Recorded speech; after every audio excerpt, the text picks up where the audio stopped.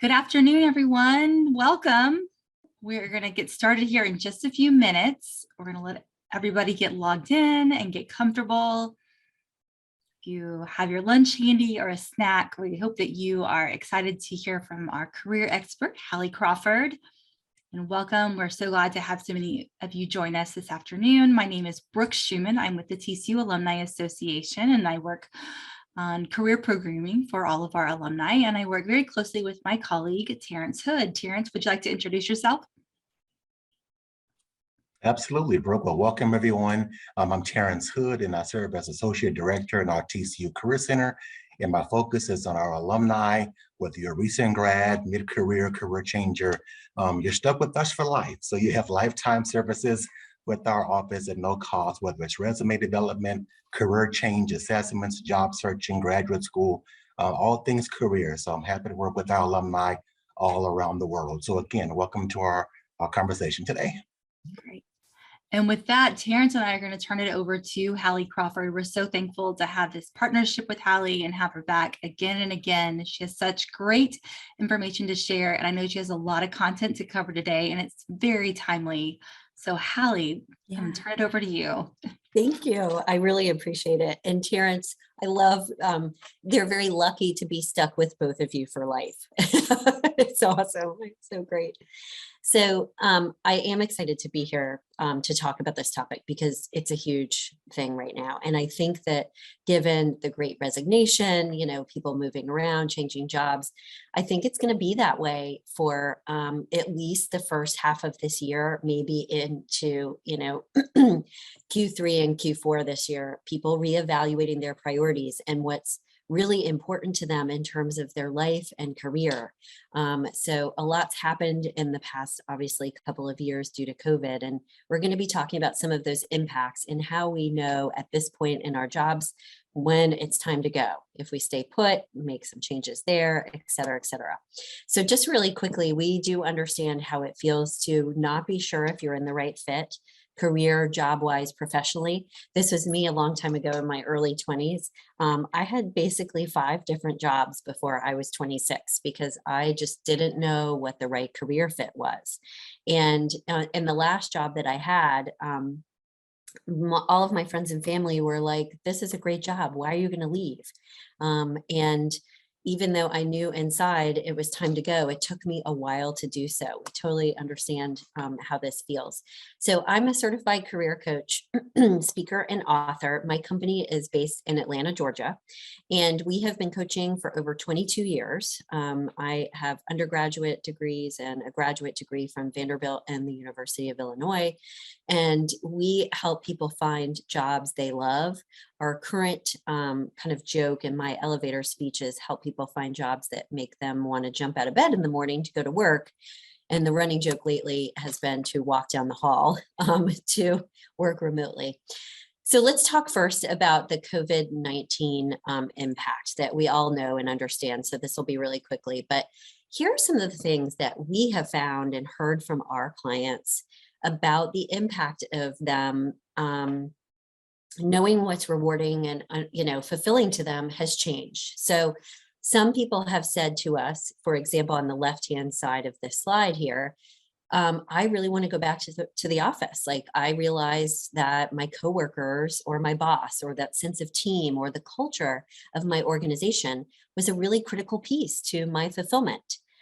Some people have said over time that they miss the office, but then we've also had people on the complete opposite end saying to us, I never want to see my boss again in person. Like, I don't want to go back to the office. And how do I deal with that and say that to them in the right way?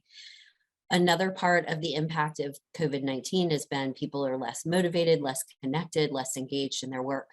And one of the really good things for you to start out as a good kind of thought process to frame out your thinking about whether it's time to make a move is before you decide anything, consider how long you have felt unsatisfied or not completely satisfied with your job. Or your work or, freelance work or whatever it is. Because if it's more of a passing phase and it's been more recent or more due to COVID, for example, and things could change and normalize, you want to think about that, because we don't want people to make an impulse decision or knee-jerk reaction. And we also don't want them to make more of a dramatic change than they need to, because that's obviously harder to do. So consider how long you have felt this sense of dissatisfaction in any way, shape, or form. And is it, a year? Well, that could be because of COVID. Was it well before COVID? And what parts of the COVID impact have been, had an impact on you, so to speak, or influencing how you feel about your job? One of the first things we want you to noodle on. So here's our agenda today. And just as a quick reminder, we will be recording this session. And on the next slide here, if anyone would like a copy of our slides, I'll show you how to get those too. We're going to talk about why fulfillment is important and why being in the right fit, the right job, is important. 8 red flags to know if you're in the wrong fit and if it is time to go. Why it's important to define what's fulfilling to you first before anything else, like what's the right compensation, et cetera. And we'll also share with you our ideal career model that we use with our clients, which helps them figure out once and for all if they should stay or if they should go, because the model shows you all of the components to an ideal career, if you will. If anyone would like a copy of our presentation today, you can just email us at admin@halliecrawford.com. That's our main kind of email address, and we'll have that at the bottom of the slides, and I'll share that with you at the end as well. So happy to share the slides. Let's discuss why, first of all, it's important to be in the right job fit. These are obvious reasons. We know about these. Too many people are still not engaged at their jobs, and COVID has exacerbated that in different ways. And what happens to us, as I'm sure we all know and understand, is when we're not satisfied and not in the right fit, it takes a toll on us in terms of our quality of life inside work, but also outside of work. We're not going to be as successful. We're not going to be as engaged in what we do. And it takes a hit on our personal lives. Our partners start to get sick of us, talking about being unsatisfied at work. Okay. So it's really important to be in the right fit for so many different reasons. And there's lots of reasons why we get stuck sometimes in the wrong fit. And if you look at the right-hand side of this slide, these are some of the reasons. Your reason may be different, but it's a really good idea to think now to answer this question for yourself. Why am I in my current job? And are these the right reasons or the wrong reasons? And we would encourage you to even make a list of why you're there so that you can evaluate if they're good reasons or not good enough, and kind of pros and cons to it. There's so many reasons why we get stuck in the wrong fit. We might be good at something, but it's no longer rewarding, but because we're good at it, we keep getting offered those types of jobs. It could be the salary. There's this idea of golden handcuffs. We were talking with someone who's in sales earlier today, and she's like, it seems like every time we're getting unhappy, they throw some more money at us, or a new car, company car, whatever it is. So there's lots of different reasons why we end up getting stuck in the wrong fit. And it could be too that just over time, it was time to make a change. The job could have been the right thing for you at the beginning of your career or a few years ago. But again, the situation may have changed for different reasons. So we want you to think about, again, why are you in your current job, and literally make a list of those things to evaluate if you have really good reasons to stay there. Because if you don't, then we've got a question mark, and it may be time to consider making a move. Now, I alluded to this just a second ago, and I wanted to dig into it a little bit more.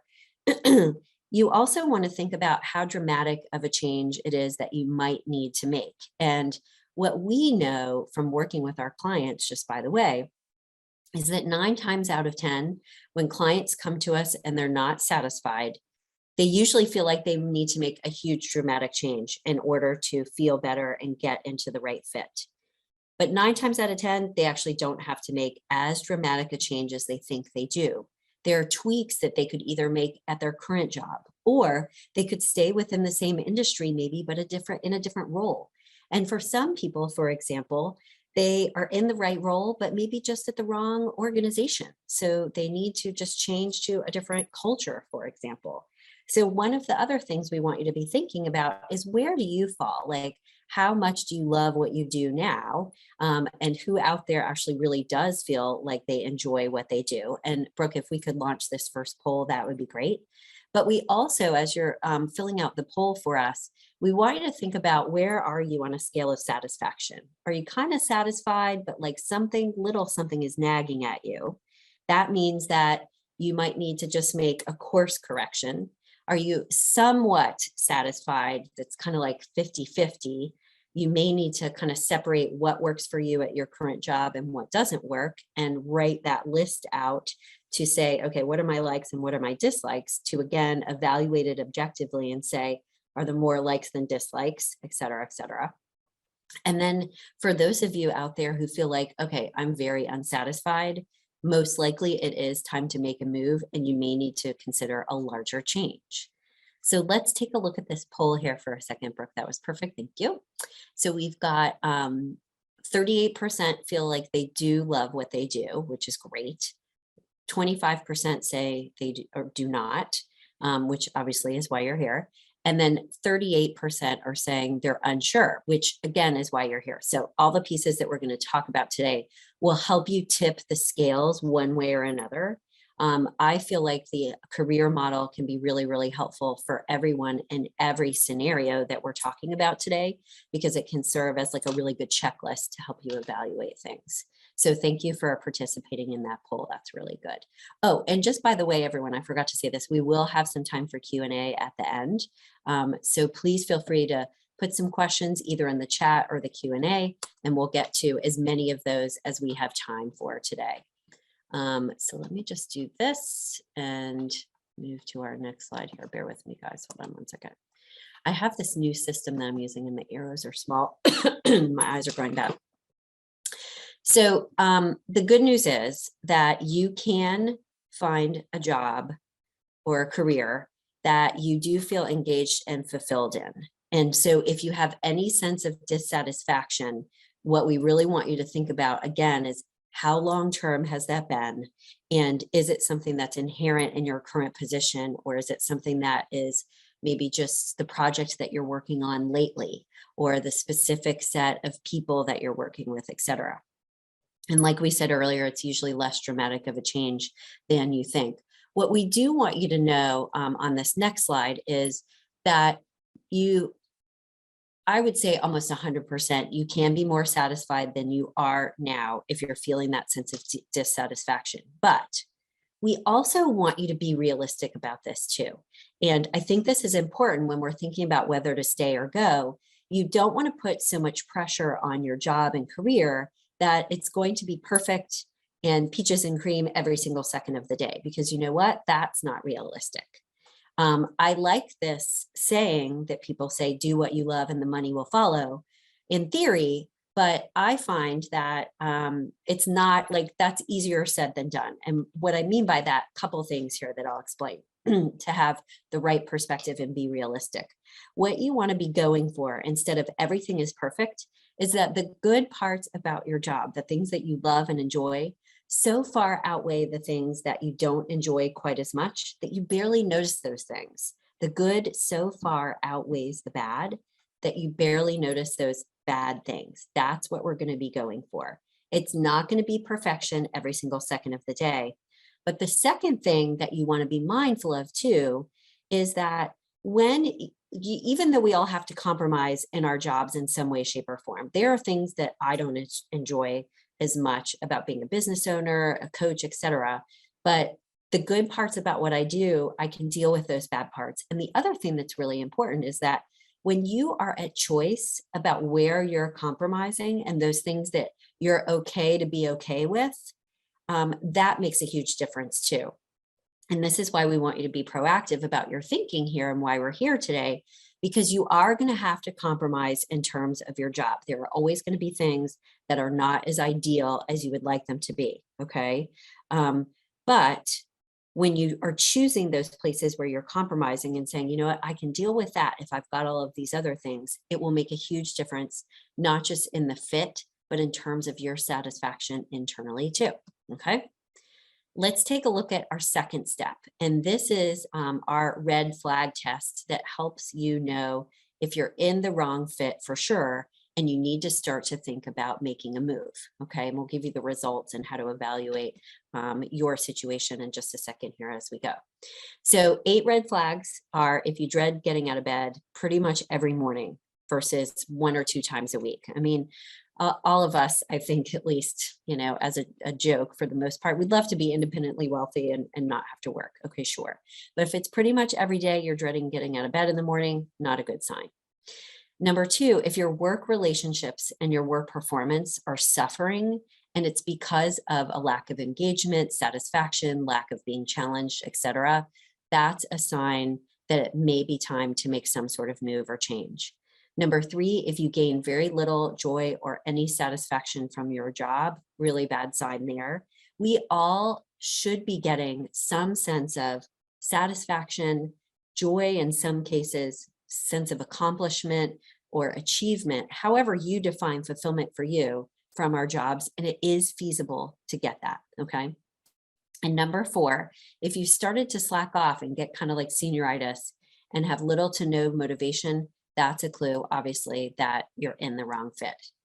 The last 4 are if you have to become someone else at work. And someone on one of our recent webinars asked, what does that mean? It's like, if you don't feel like you can be truly yourself and truly authentic within reason, because we all have to have our professional behavior, right? But if you feel like you can't be yourself at work in any way, shape, or form, or if you have to turn into somebody different in order to fit in at work or perform your job or whatever, that's not a good sign. If your job doesn't make use of your talents and strengths on a regular basis, that's not good. If you spend the majority of your time, including in your personal life, complaining about your job, really huge red flag there. And if you regularly fantasize about quitting, being fired, or let go, that's a really bad sign. Now, let me pull up this next one and I'll tell you a quick anecdote here about being fired. I know some people would be like, well, why would anyone want to be fired? I agree and understand. But in some cases for people, for example, we had a client got on the phone with her and it was probably like a minute or 2 in. And we said, gosh, you sound really good today. What's changed or what's happened? And she said, last week I got fired. It was the best thing that had ever happened to me. For whatever reason for her, it was too hard for her to make a move kind of on her own. And even though she was absolutely miserable at work and her work was actually starting to make her a little bit physically ill, that's a huge red flag and problem. And so if you're fantasizing about it, even though realistically that's not necessarily the thing that you would want, that is a huge red flag that you should make a move and it is time to make a change.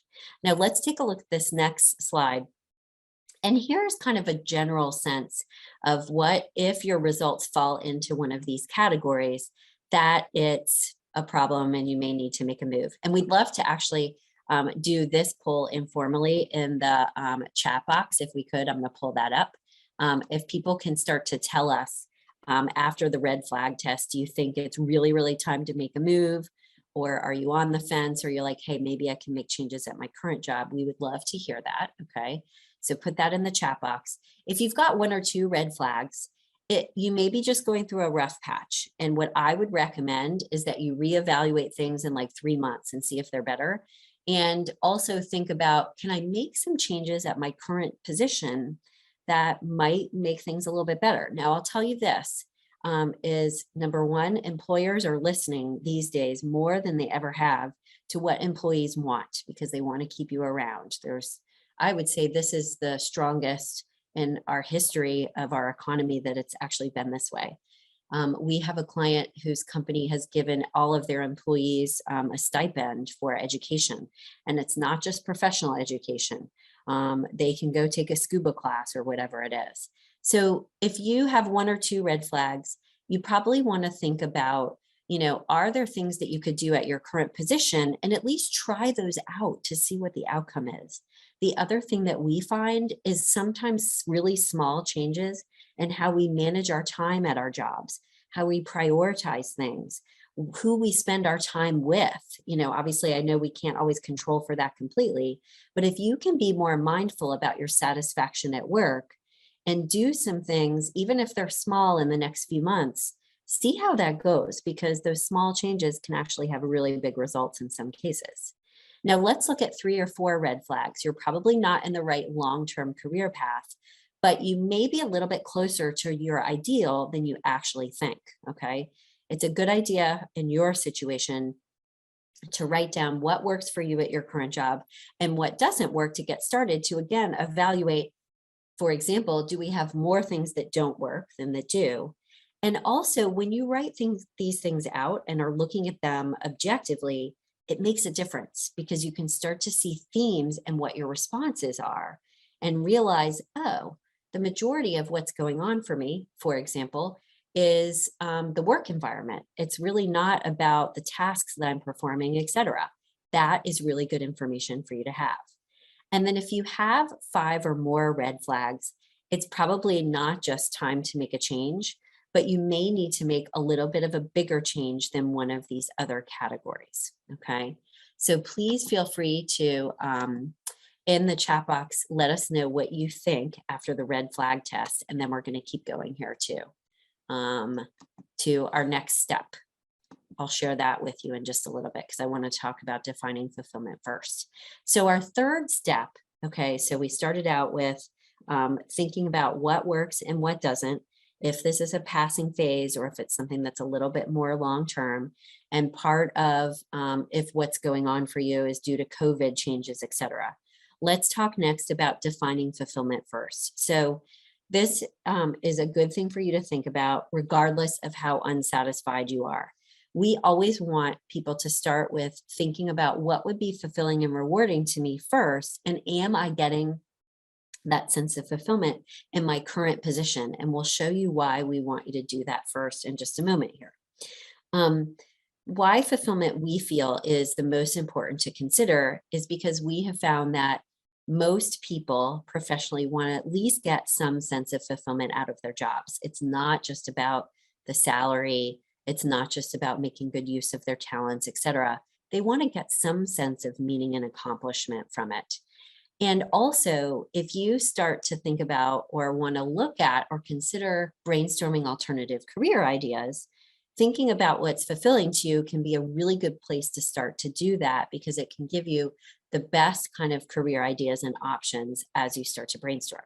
So the ways that we can define fulfillment, there's lots of different ways to do it, but 4 of them are listed on this slide here. One way is to journal for like 5 minutes, it doesn't have to be that long, about how you define success and how you define success at this point in your career, and maybe how you define success now, post-COVID, so to speak, versus how you defined it beforehand.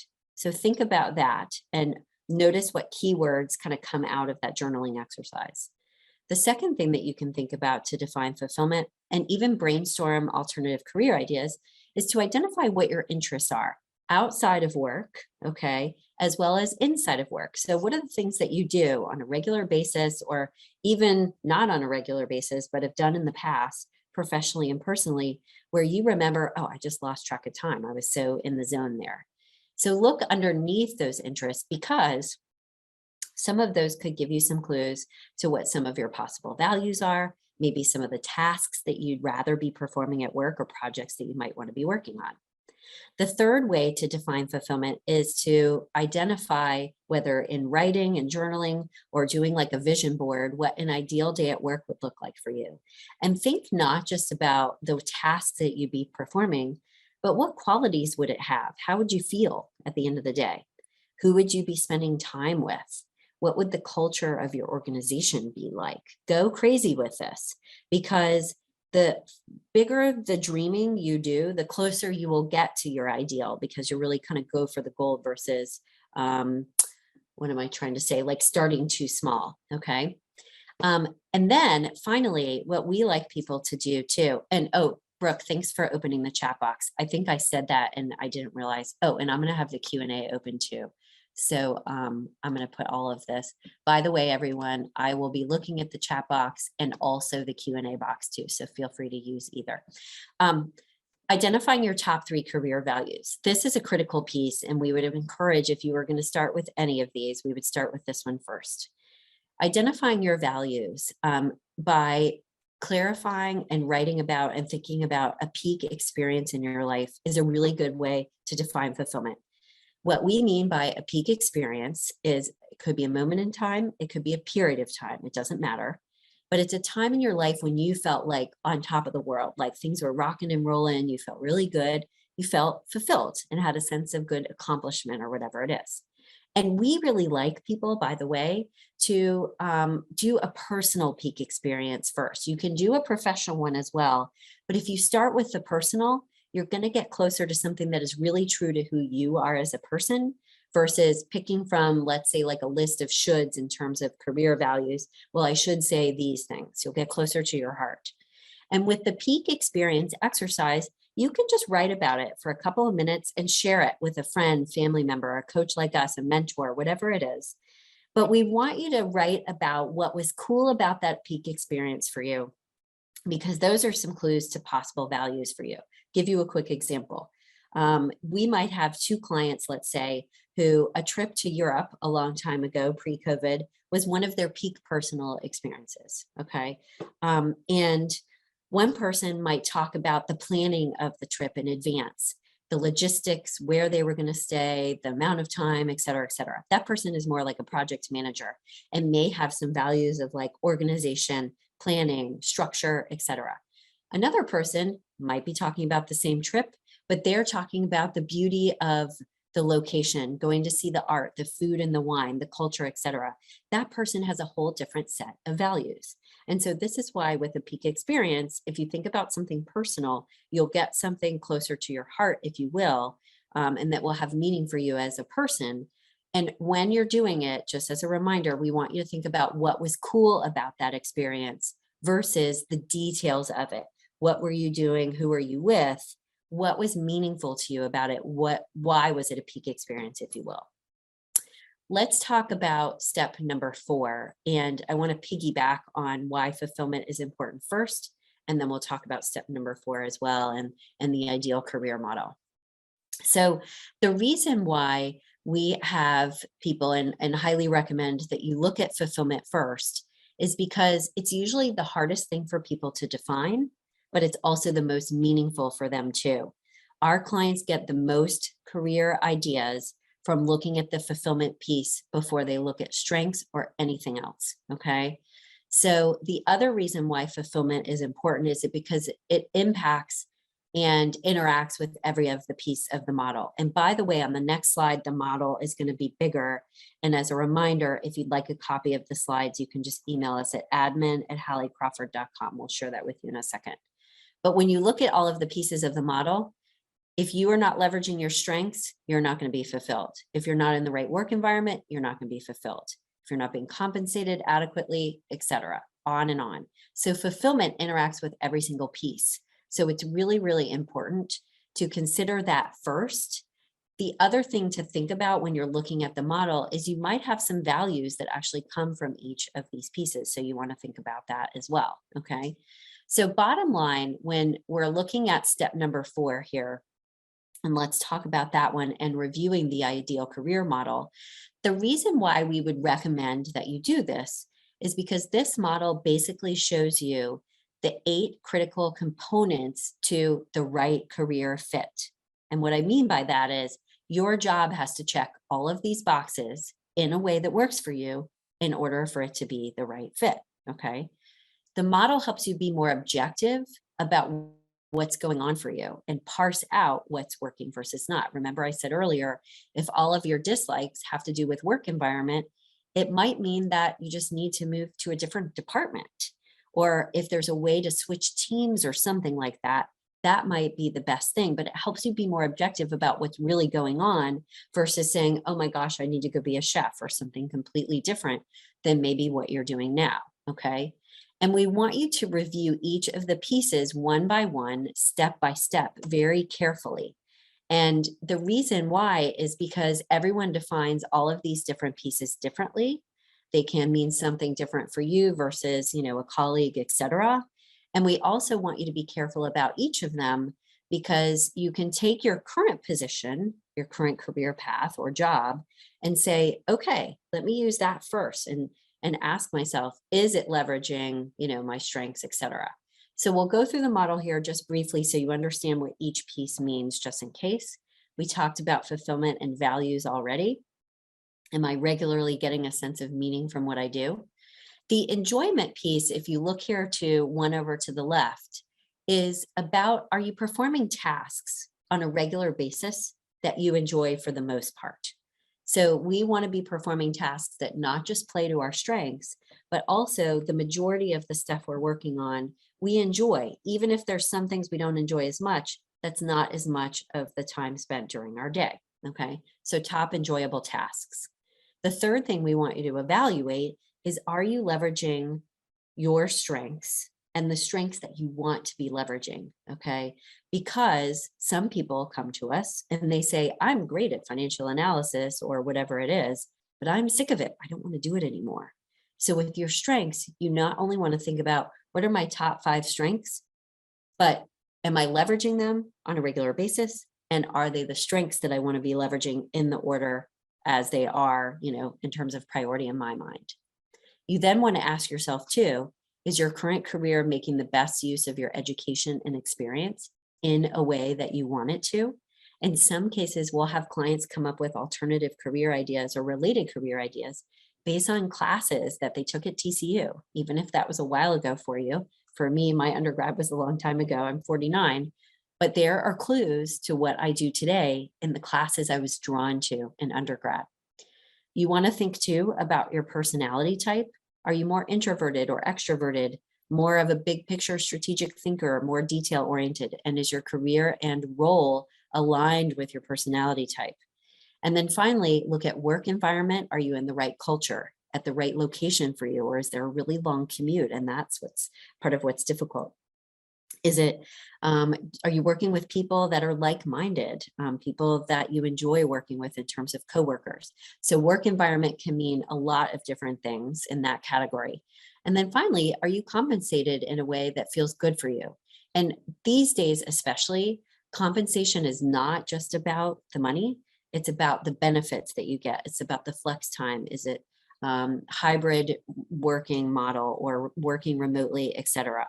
So with the model, what we would suggest you do is kind of 3 things here, just by the way, is evaluate your current job and career trajectory using the model as a checkbox. Is it checking all of the boxes? The second thing and figuring out where does it and where does it not.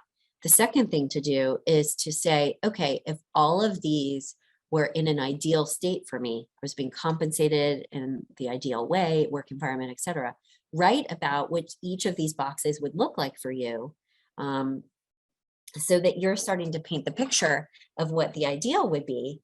And then the question is to say, okay, can I get that where I am now? Can I try to make some changes where I am now? Or do I need to make a move? And again, the model can help tell you how dramatic of a change you may need to make. Now, when we think about COVID and our options now, given everything obviously that's going on and will continue to go on, I think, obviously how we work has changed forever, given what's happened. Some of the things that before you decide whether it's time to make a move or even think about how dramatic of a change it is that you might need to make, it's a really good idea to think about all the stuff we've discussed, but also different options during COVID, and kind of think outside the box a little bit and be creative with your thinking, I guess, is the bottom line. Read the room of your organization and your industry. Are things going well or not going so well? And is that part of why you're unsure or unsatisfied? And is a related industry maybe, or something similar, or a different organization within your industry, a better way to go because they're thriving, let's say, more than yours? Consider what else you might feel satisfied with at this time if you can't make a change right away. Do you want to ask for more flex time? Do you want to have a conversation with your supervisor about, I would rather continue to work remotely? Is that possible? Or is there some kind of compromise there? Is a title change good enough for you for the moment? And you can have another conversation with them in 6 months to ask for a bonus or whatever it is. So bottom line is, what happens to people when they are dissatisfied, understandably, is they tend to kind of like shrink in their thinking a little bit. And we want you to like instead see your situation as something that is fluid and as like a problem to solve and a challenge to work around or overcome versus, gosh, I'm stuck and I feel like I need to like make a move tomorrow and then everything will be fine, whatever. You may need to take a bridge job in between. You may need to like, again, make just a course correction and see if a different industry might be a little bit better. Just be creative with your options so that you don't feel so stuck and then are thinking small about, your different action steps. And before we get to some action steps that we'd like you to take, and we'll start to get to Q&A and everything else here, there's one more recommendation that I want to make, and we're going to do our last poll here for today too, related to that. If we start to get kind of stuck in our thinking, if you will, and we're uncertain and unsure, one of the things that we have found with our clients that helps them enormously is, in addition to doing the internal work that we're talking about today with the model and the self-reflection and all of that, it's a really good idea to leverage your alumni network and start to network with other people to do informational interviews, to learn about what their job is like, to learn about what their industry is like, how they made a move or what their career path is, etc. And our last poll here is, I'm really curious how many people have conducted an informational interview, and hopefully, that it was successful for you.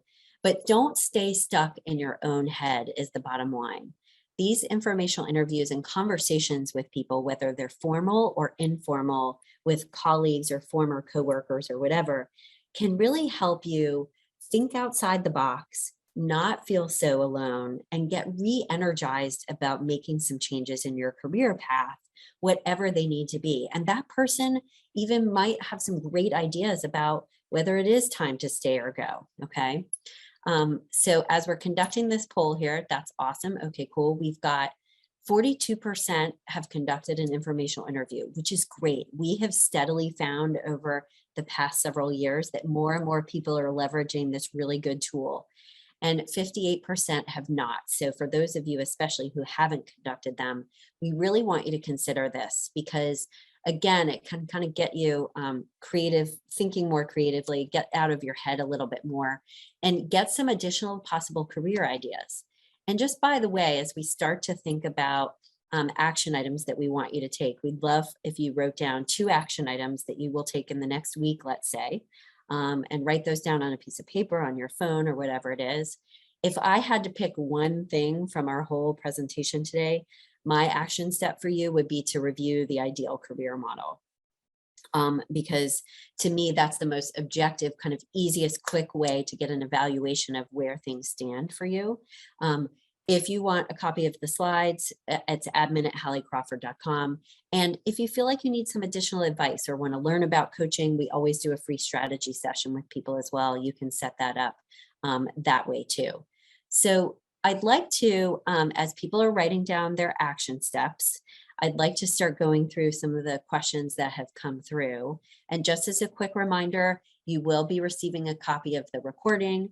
And by the way, too, if we don't get to everyone's question today, please feel free to keep my email address on hand here, this admin one on the slide. I'd be happy to answer even, via email if it's a couple weeks later. Like, that's totally okay too.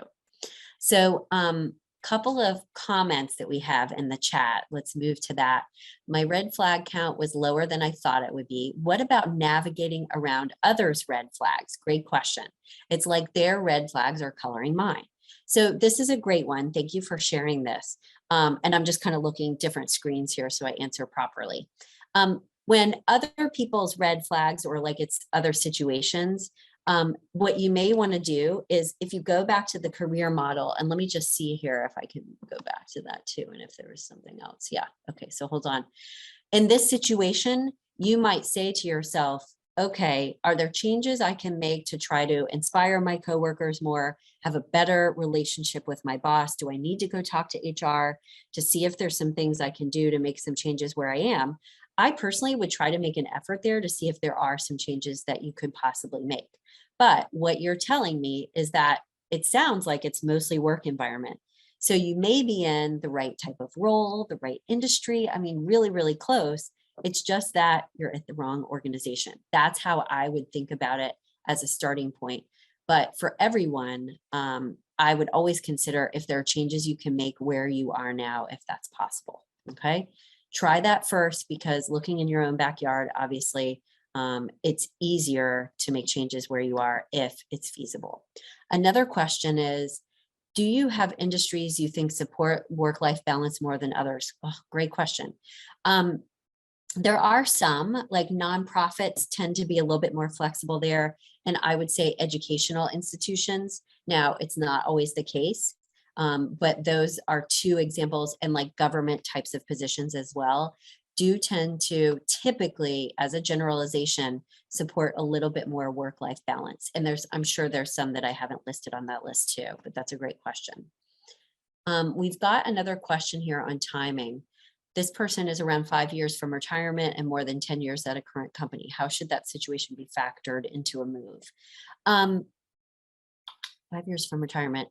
I would say, I mean, I think 5 years is still a good amount of time at another, organization, but because you probably don't want to have to start all over again, it might make the most sense to do something related to what you're doing now or similar, maybe just in a new or different industry or at a smaller or larger organization. I think it depends on the type of impact that you want to have, but when you're a little bit closer to retirement, most people don't. Well, and I shouldn't say this because it really depends on the person. Some people don't want to make as dramatic of a change, and I wouldn't if you're not completely unhappy, but some people do want to make a huge dramatic change. And we've got a person actually that is a colleague of mine here in Atlanta, and she made a huge change. She works in the Alumni Association at a university here, and it was completely different from what she did before. So honestly, I really think it depends on your situation, but think about, how big of a change you want to make based on, your satisfaction. And if making a course correction for the next 5 years is going to be enough, then that's what I would consider, just because it's a little bit easier. Another question here is, do you think going back to school is feasible if you have to take out loans? This is a great question. Obviously, it depends on your financial situation. I would only go back to school kind of full time and spend the money on it if you know that degree or certification is going to get you where you want to go. So I would be clear first on your direction and then figure out if that degree is going to be the best way for you to get there. I would want you to keep in mind that there are certifications out there, even more so than there were before as a result of COVID and online learning, et cetera, et cetera. So before you take out a big loan on something, I would check out free courses, lower cost certifications, et cetera, because those could be ways that you could go for it instead. Another person responded to someone else, and then I'll go to the Q&A box here too. To answer your question, for work-life balance in industries that are better, you would need to work for a national nonprofit in a hyper-specialized role to achieve a greater work-life balance. Local and regional nonprofits tend to be smaller with staff and budget and operate with all hands on deck and all duties. So as assigned as the mentality. Absolutely, that's true. We have found too, and so thank you for sharing that, because that's exactly right. Larger nonprofits that are well funded do tend to have a little bit more focus, or are able to focus a little bit more on work-life balance. So that's a really good point. Okay, Q&A box here. I'm happy in my current role and like my company and team, but do not like our new hybrid remote work policy. They want us in the office 4 days a week and haven't been very flexible with it. What do you recommend? I would figure out how important it is to you. I would maybe press a little bit harder to see if they can be flexible, maybe talk with HR to find out if there's wiggle room, if it's less comfortable for you to talk with your boss, and then make a decision then. If they're just not going to be flexible, is it important enough for you to go find maybe a similar role, but in a remote work environment? We've had a lot of people saying that they're leaving an organization because they want to go work remote for someone else. So it's understandable, much more so than it was in the past, if that's the case. Another question is, What if you like your current company and job, but are being actively sought after by another good company with an opportunity? What are some things to focus on to help decide whether to stay or go? With this one, great question. I would go back to the model and evaluate where you are now and how well each of the pieces are fulfilled by your current job. And if any of them are going to be filled a little bit more by the other opportunity, that's where I would go for it. Or if you could negotiate for something better at the new position because you've got more leverage because it's new, that's something to consider too. Another question we have is, can you talk more about bridge jobs? Yeah, this is a great question. And the bridge job idea really depends on the person, what your goal is, and if you can get there tomorrow, or if you need to do something in between in order to gain the experience or strengths or skill set that you need to go for or be qualified for your long-term position. So that's what we mean by a bridge job. There may be something you need to do in between to help you shift over because you're not quite qualified yet to go into that ideal career direction. And we've got a couple more questions, and then we'll start to close out for today. And then Brooke, if you want to say any kind of final words, we'll do that too. Another question was, what is the minimum amount of time one should stay in a new role? I'm realizing I want to switch, but don't want to look flaky. Honestly, these days you can switch a lot faster than you could in the past, just because of what's gone on in the economy and everything else. But I would at least give a new role like 6 months just to find out if it really is the right fit or not. That would be kind of my timeline. And then finally, where does the relationship with my manager fall in the ideal career model? This would be the top struggle for me. I would say that this could hit on the fulfillment piece a little bit, but it's mostly going to fall in the work environment piece. And again, that's something that if it's just your manager and everything else is great, then it's mostly about the organization where you are and that particular person. And if you can't move to a different department, get a different manager, or work things through with that person, even if you have to work through HR a little bit, then it's probably time to make some kind of move. All right.